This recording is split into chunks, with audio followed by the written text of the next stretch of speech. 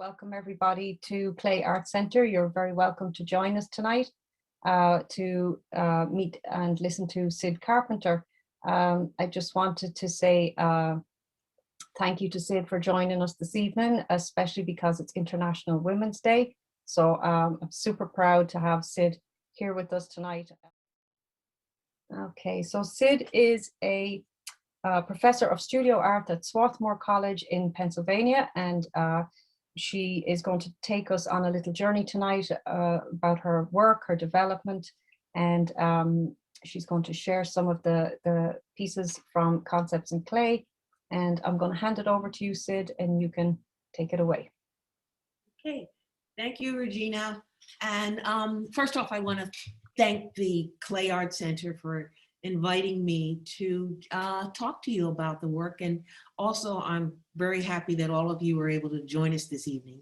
So what I wanted to do is I'm going to be talking about my experience with African-American farmers and gardeners. And I'm going to share my screen just to start all of that off. Let's see, here we go.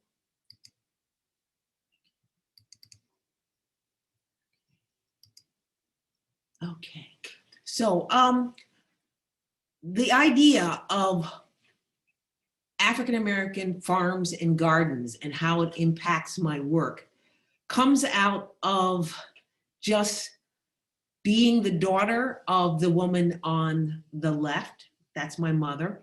Her name is Ernestine Carpenter, and her mother, Indiana Hudson, on the right. And so in order for anyone to know anything about my work and its connection to African-American farming and gardening, they would have to be aware of these two women who were both extraordinary gardeners, very avid gardeners, very keen gardeners, all of those phrases that you hear when you're talking about someone who is able to produce beauty out of the earth. Productivity in terms of food for my grandmother, Indiana, on the right, and just beauty in and of itself from a garden, just planting seeds and working with perennials and shrubs and trees. So to know my work and to understand where I come from, as I think, that this lineage is very, very important. So Ernestine and Indiana are my muse. Make this happen. Ooh, I'm trying to make these go. Okay, here we go. So, the idea of African Americans on the land, we have a certain kind of limited view of what that is. I mean, most folks would be thinking about, well, how are African Americans connected to the land? And their obvious response would probably be, well, because we, as a people, came to this country in large numbers, brought by force to work on plantations.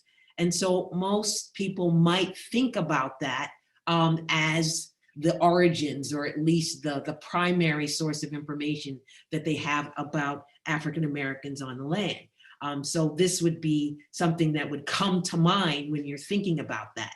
But in my mind, the fact that I'm a gardener, and I should say and clarify that being a gardener is central to me being a sculptor and a ceramist. I think of the two things of being so interrelated and so connected. So I can't differentiate between them. I have to, I think about my summer studio, which is the garden. And I think about my, what I do in my studio other times in the year when I'm producing and making sculpture, but they are so interconnected. So what I thought I would do is just show you a series of slides that just show you this summer garden, show you this summer studio, and I don't know how many of you are gardeners and you may or may not appreciate what you see there, but understand that I think about plants in terms of their, what they are as a medium, and what I can do with a space in terms of color and shape and form and light, which is all the same things that I deal with as a sculptor. So here I am in my garden, and I'm going to go through these fairly quickly so that you can just get a snapshot of this summer studio.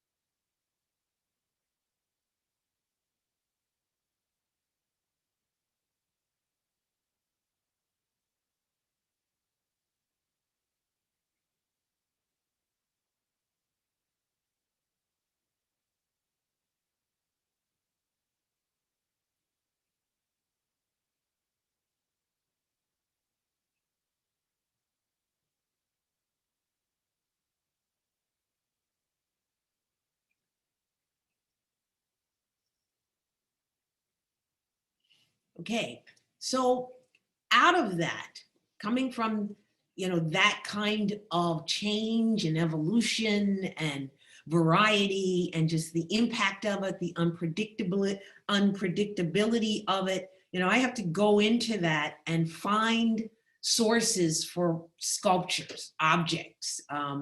And this is a series that I did several years ago that takes forms that I've observed in the garden, and produced these reflections, these evocations of things, the movement of a plant, elements of a plant. And one of the key things that's important about all of this is, and I'll talk about this a little bit later, is, why would I be doing this? What is my connection?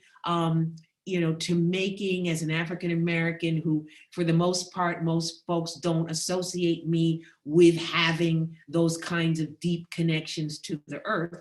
And, my argument in my work, what I represent and what so many African American farmers and gardeners represent is the falsity of those assumptions, based on history and based on lack of information for the greater public.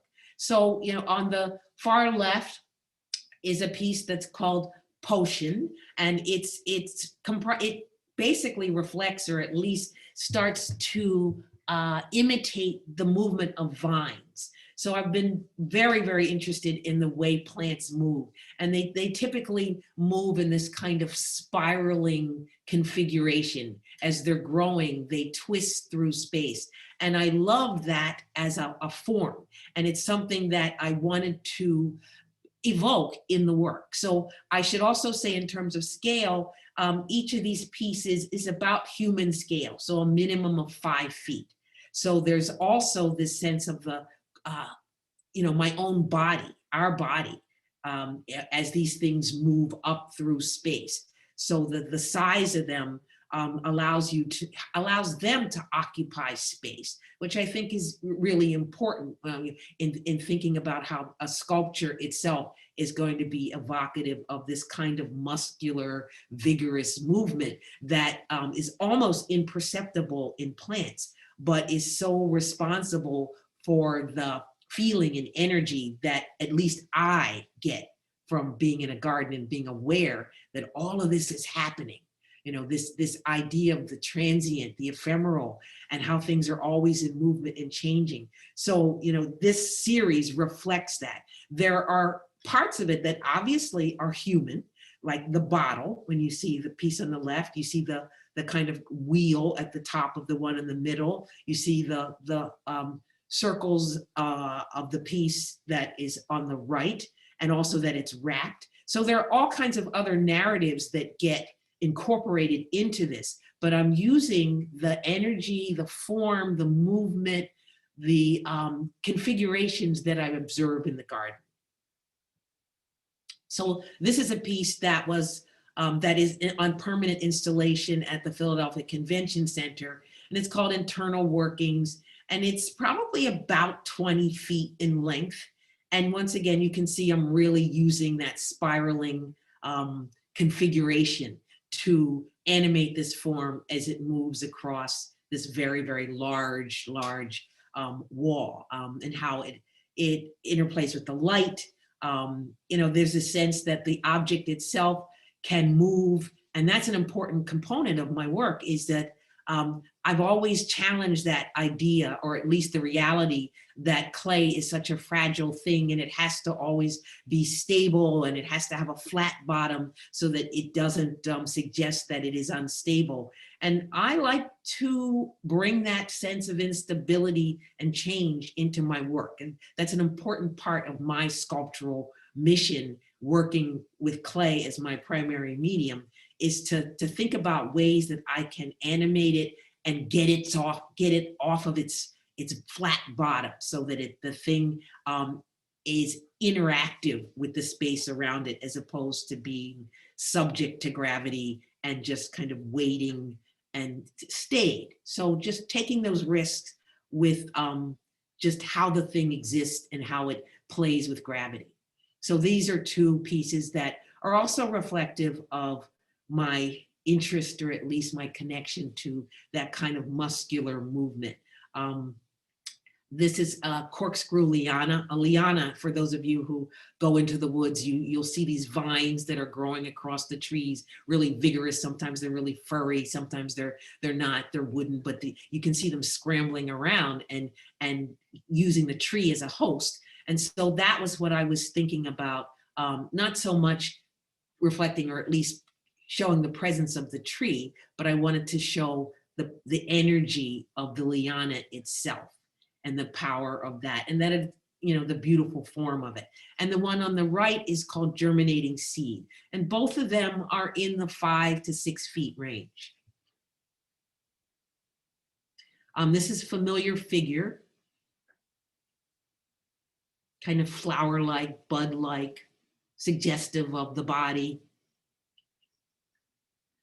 This is vine with ring and knot. The surface of it is indicative of the stress of the movement itself. So, if you yank on that ring, it's going to pull and stretch the skin. And as you can see, it has already done so. And so you have this kind of ruptured surface. This is another gardening reference. It's called 4 Seasons of Interest. It's a self-portrait, and it's me as a vine and a plant. The flowers that are black on the end are actually the shapes of human blood cells. And as you progress along the vine, my head sprouts out like a bud, my brain follows through, and then there's a stem on the end. This is also reflective of something I observed in the garden. This is a leaf form. I look at leaves, they're flat, 2-dimensional, but when I'm thinking about them in terms of sculpture, I think, well, what if I inhaled and just inflated a leaf? What would that shape be? And my manifestation of that, the way it turned out, is that they look like animals.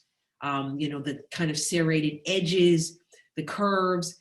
If they become 3-dimensional, there is this kind of bestial feeling. They feel like bodies when they're done. But you'll see how I use that idea in subsequent work. But this idea of taking a 2-dimensional thing and inflating it is an important part of my reaction to what goes on in the garden. This is Merge, which is part of that series as well. And these were about 30 inches high. So here we go in looking at some of the farms that I have visited. In about 2012, a friend of mine and I rented a car right outside of Atlanta and started driving to farms that had been identified to us or for us by the Southern African American Organic Farmers Network. And they were able to give us a list of farms in about 3 states. And my friend and I, we drove for a couple of weeks around the South, visiting these farms. And at each farm, what I would do is I would take pictures, interview the farmers themselves, farmers and gardeners themselves, and then come back. And rather than trying to replicate or make a model of the farms, which was not my interest, I would react to what I saw, take the impressions that I took from each farm and create what I refer to as portraits. And so all of these pieces that you're looking at in the next several slides are portraits of specific places. So this particular one is a portrait of Irvin and Cornelius Hollyfield's farm. And so what did I see on that farm? I saw fences, I saw rocky soil, I saw the product of their labor, which were beans and other kinds of fruits. And so I came back and made these forms that are more improvisational than about literally making a portrait as we understand portrait to be. But what I found is that, I was looking for the essence of these things. I mean, and also there's this, once again, there's a sense of movement and a kind of temporary configuration that things are happening slowly, but gradually, but hopefully powerfully. And the colors that I'm using on these surfaces are a reflection of the skin color of the people who farm them. So there is this reference to the body. There is this presence of the humans for whom these pieces have been created. So this one is Inez Faust. This also looks like a human organ, even though the holes that you see are planting holes, sticking something into the soil so that you can drop a seed in. The geometric form references some of the, the building, the presence, the human presence. The things that look like ventricles could be stems or branches, and then there's the earth underneath.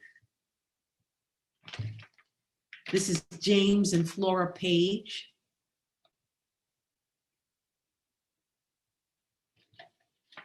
Andrew and Magnolia Moses. I don't know if I gave you the proportions of these. These are generally about 27 inches at their widest point. This is Ella Mae Edwards.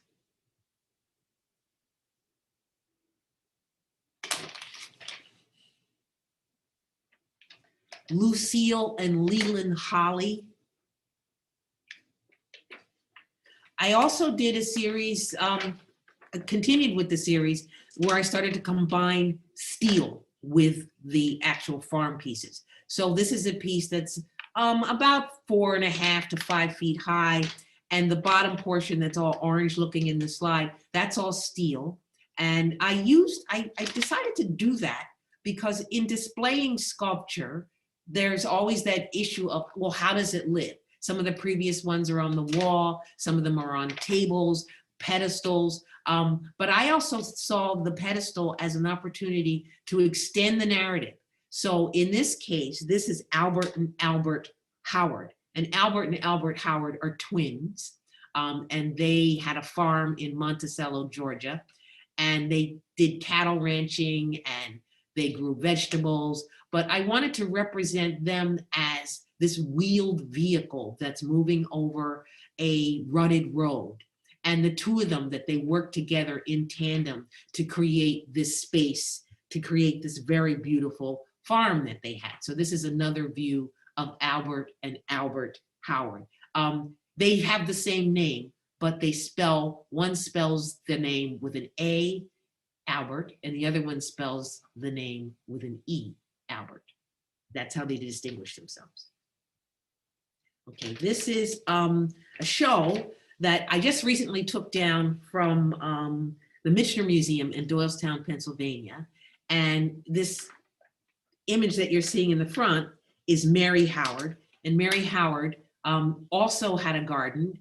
She's the wife of one of the Alberts. But she, in her garden, had collected antique chairs. And in this case, what I noticed in her garden was this metal bench. It was a glider. And so I really thought that that was such a kind of a poignant, beautiful artifact. And so this is what, in terms of responding to her space, this is the configuration that I chose. And so you can see some of the other pieces in the back that also have that steel base that supports the portrait on top. This is Sarah Reynolds. Sarah Reynolds is a organic farmer on the Gullah Islands. And so this is a representation of her farm. And what I saw on her farm when I was moving through her fields was this old bench. And it was just this bench that was sitting out in the middle of the field. And so it was those kinds of idiosyncratic things that allowed me to create the distinction, or at least represent these people based on the stuff that they surrounded themselves with. So you can also see there's a little cart That's the cart that she used to distribute her vegetables when she took them around to retirement centers and to other places where she shared the produce. The basket is also what she shared them in. She always had these baskets that contained, or at least she allowed her to send and provide for the people that she shared with. And there's her, and the image on the right shows her shed. And so I started just taking all of these little things that I saw to collage them together to create the portraits. This is Rashid Nori, who has a series of farms in Atlanta, Georgia, that address farm deserts in that metropolitan area. And the reason why the one on the left looks the way it does is because it's a farm that exists on the grounds of a torn down high-rise apartment. What was so wonderful about that garden is that they didn't bother to remove the remnants of the building. Most of it, of course, was gone, but there would be stairways leading to nowhere, pathways, chairs, things like that. And also the building on the far left of this is the Martin Luther King's Ebenezer Baptist Church. And it was right across the street from this Living Well farm that Rashid Nori put together. And the base of it is a box because most of the planting took place in these raised beds. This is Helen and Joseph Fields. They're also organic farmers that were on our itinerary. They had a museum of antique kitchen utensils, and so I wanted to include that. The building at the bottom, which is the base, represents a shed that they had on the property. And the plate of food, the clothespin becomes very important as an image and object in my work later on. But I'm just selecting out characteristics, distinct forms that I saw to create these portraits. And in this case, because they are on these steel pedestals, they become figures in space. Also what they become, I'm gonna go back. Also what they become is, in terms of their configuration, and you can look at all of them, there is this base, and then there's a middle section, which is a stem, and then there's the top section, which is the clay part, and that is the flower. So when all of these are together, they constitute a garden. So for me, naming these names, and that's important. As I was reading the names to you, saying their names becomes really a critical component of the content of this work, because these are people who have stayed on their land. Most of these farms exist on land that has been in the families for generations since Reconstruction and a little after emancipation. And so all the way through Jim Crow up until almost the 70s, because the reason why these folks are extraordinary is because of their courage. And their courage is represented in the fact that they stayed on the land during the Great Migration. The Great Migration of African Americans from the South to the North took place between about 1920 all the way up to 1970, when so many African Americans decided that they had had enough in the South. Jim Crow, the indignities, just the indignities and violence that they had endured. So they left and to seek a better life in the North. But everyone didn't leave. Folks stayed on their land and retained these farms. And so there's courage in that. There is this resilience in that. And so I was really interested in who those people were, and the fact that their descendants are still on that land, and getting to say their names, knowing that this work is probably going to move around. I'll talk about it in talks like this, and their names will be spoken.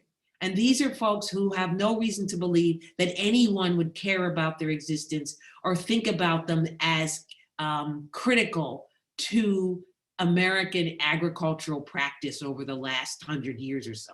And also the importance of the fact that these farmers and gardeners become a baseline for African-American achievement, in that a lot of the farmers funded churches and schools and all of these things. So the fact that they courageously stayed on the land becomes kind of a critical, for me, piece of information about my own background and my own history.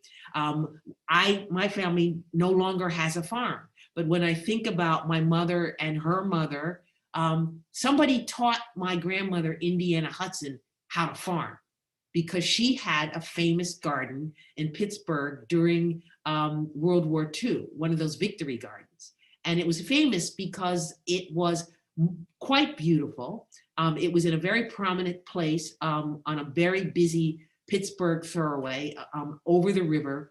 So she could look down upon the Monongahela River.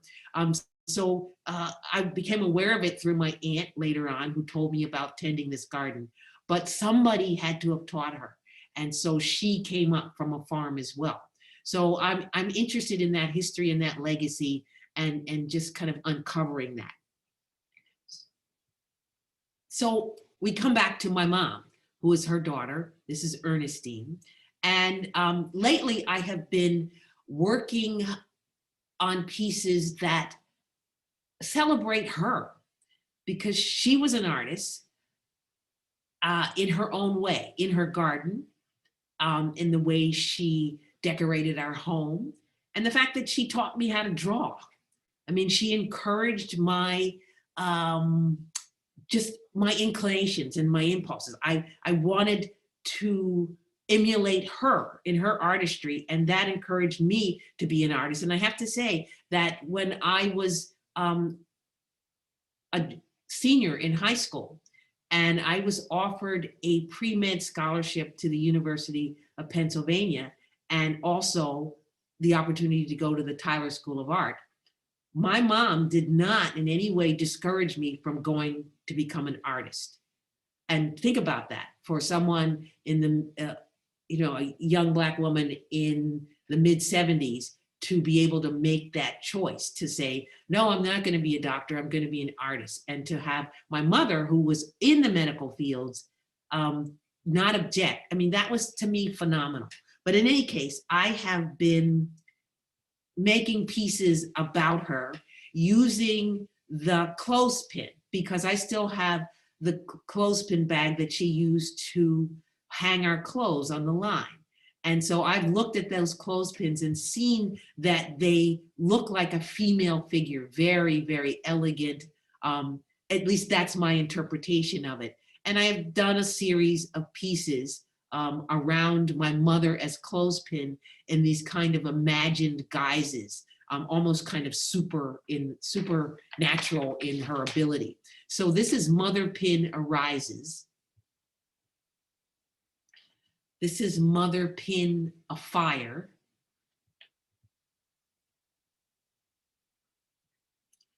Mother Pin Awash. And this piece is about 30 inches across, and the other ones are maybe a little bit more than 2 feet high.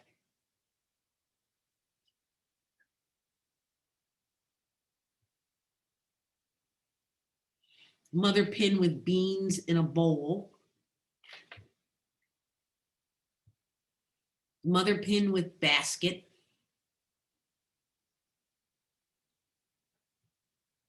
Another mother pin with basket. Mother pin with red beans. Mother pin with basket and beans.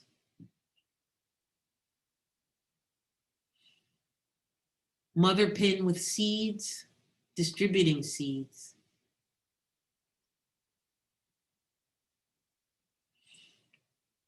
Mother pin with beans, and there's a house on the back. It's Mother Pin's new house. This is a mother pin, and I brought it back to the vine form again. And this is about 4 feet across. And the surface of the vine are all lentil beans that have been glued on. And so I'm back to finding that form again, but combining it with the beans. Combining it with the clothespins and the wheel.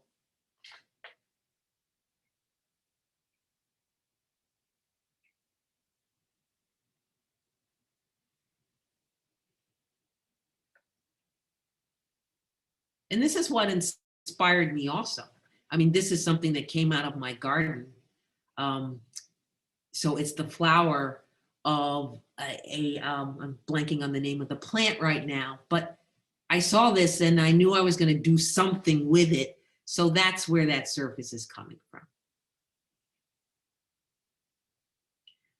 I've combined glass with the pieces. This is storage jar where I'm using the clothespin itself to contain beans. The clothespin is emerging out of a pot that's submerged in the ground. And this is something that I observed when I was in Italy, and I was at Pompeii and saw one of these huge jars that they used for refrigerators and storage and, just to keep things cool. So I wanted to combine that in a piece. So that's that form. Here's another one, same form. And so they're filled up. I'm actually using the mother pin for storage.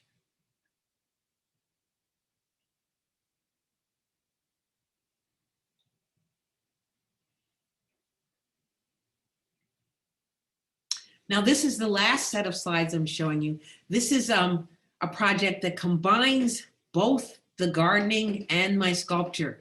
I was commissioned by the Woodmere Art Museum in Philadelphia to design a garden using an old form of gardening called a hugel.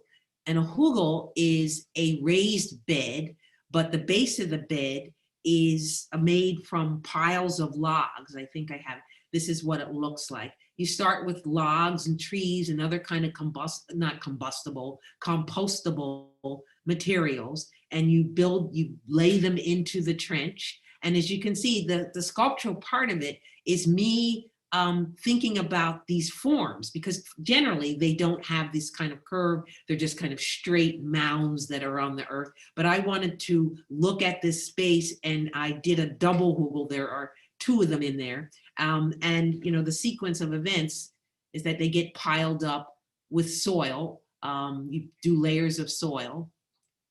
This is the layering that goes on. And there are my 2 hugels. So I get to sculpt with earth, but also these will be planted. And so this is the last slide. And this is not my hugels, but these are, this is a similar kind of planting that we will use on top of these. And so we'll continue to landscape the surface. This is all about recycling of materials. So all the trees and the logs are trees and logs that were taken down on the property and are being used in this hugel. And the hugels themselves will stay up for a very long time, but over time, all those logs are going to decompose and the hugels will collapse down and become just regular shaped flower beds. So that's the end. Thank you so much, Syd. That was really fantastic.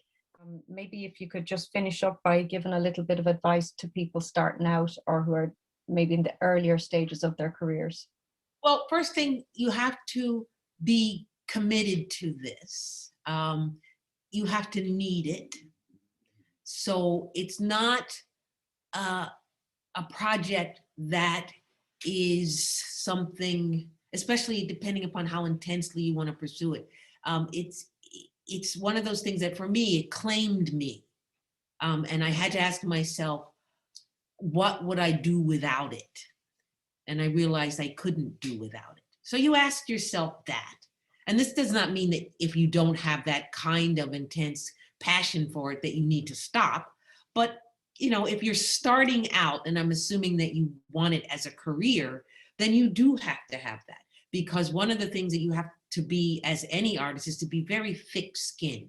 And that most of the news that you're going to get initially in terms of career building will be no. No, no, no. And that's because you're competing with a lot of other people. There are so many people involved in this, and rejection is part of it. So if you're thin-skinned and sensitive, it's probably not the best place for you to be, especially if you want to make it a career.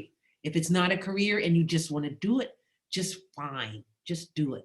And do not be limited by singular influences. So if all you're looking at is clay for your motivation and for your direction, then that's probably not going to do you well. You need to look at so many things. You need to look at architecture. You need to study history. You need to, I mean, I teach at a liberal arts college, but I did go to a regular fine arts college. I went to Tyler School of Art, and it was just all art all day. And so we didn't think about language. We didn't think about economics. We didn't think about sociology. So I think as an artist, if you want to be able to tap into all the information that there is and all of the opportunities for seeing things in a personal way, you need to be well educated. So read, and don't just read art books. Read things that deal with all kinds of issues that are engaging to you, whether they be political, whether they be natural history. Read, just read, so that you're those things that you're going to notice become even that more acute, because you're looking at them through these nuanced, complex perspectives because of what you have read and engaged and saw.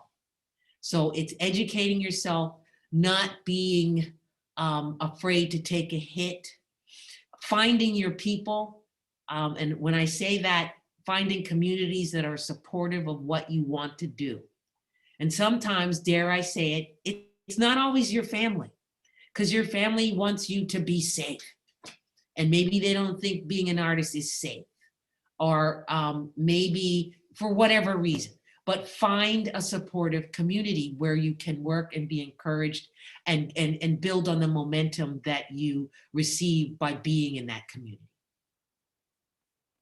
Thank you, Syd. I think that we are at the end. Thank you all so much. Energizing to hear your range of interests and fusion of them all. Syd, it's been an absolute pleasure getting to know you and talking with you and listening to you. I really appreciate you being with us tonight. More thank yous coming in on the side here. Thank you for sharing your time with us, and we will talk to you again soon. Thank you, Syd. Thank you. Take care. Thank you, Gina. This was fun. Thank you.